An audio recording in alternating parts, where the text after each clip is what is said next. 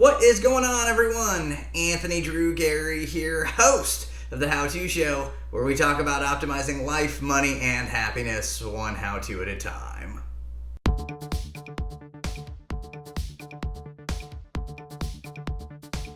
This week on the show, we're talking about emojis, and we're going to spend some time talking about the types of emojis that enter day-to-day conversations, mainly in the realm of the pictures here.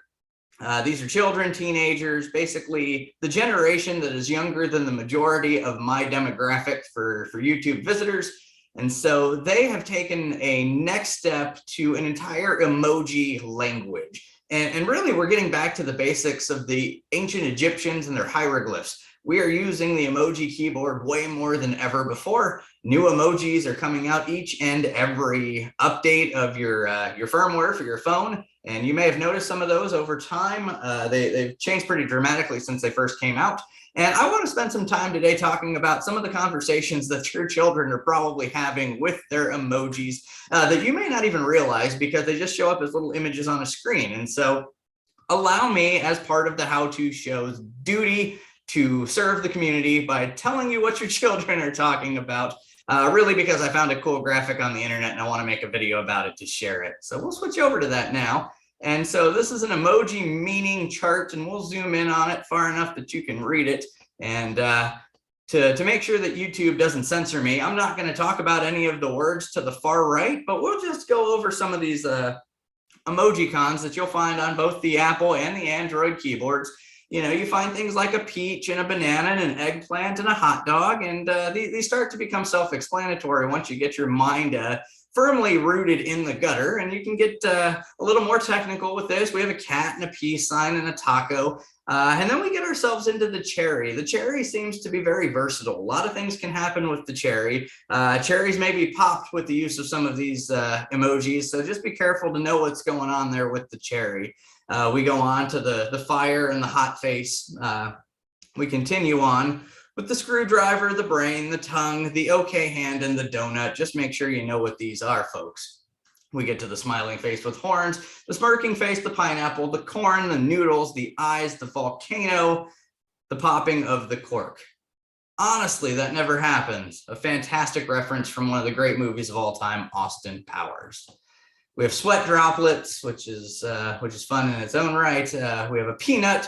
We have an index finger pointing. We have an index finger pointing at an okay hand. This is elementary at its best, but it comes into emoji form. Just make sure that you're aware of what's going on here. And so those are all of one type of nature of maybe NSFW. Yeah, that's the acronym.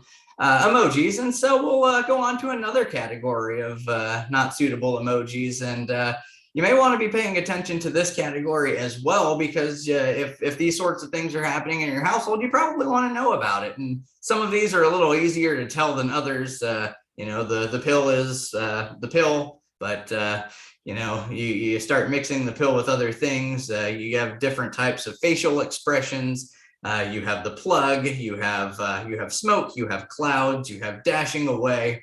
And then you get a little bit more horticulturally involved here. You have the herb, you have the broccoli, the maple leaf. I wonder if that's Canadian brand.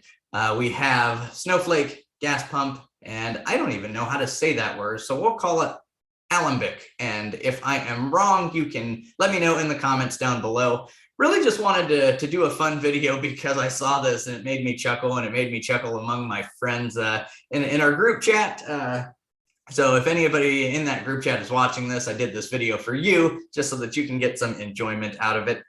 But seriously, if you are of the age where you have children in your household between, I'd say, 12 and 16, they are using these icons, probably more specifically, these icons up here as part of their language and as part of their communication. And so if you happen to be peering over their shoulder, you'll know what's up now. Just wanted to bring these out to daylight to folks who probably haven't seen them before. That's going to bring this episode of the show to a close. Hopefully now you're better informed with the emoji conversations that are going on in your house, and you can influence those conversations if you need to, or maybe some of them are just good, clean fun.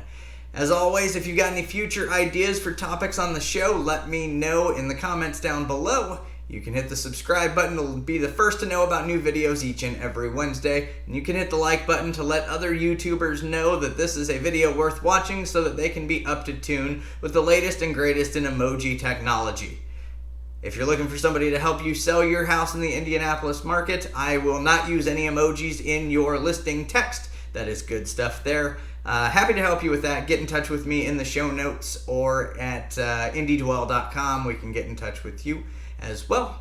If you enjoy the show in video form, you can check it out in the podcast form of your choice as well by searching Anthony, Drew, Gary, or The How To Show.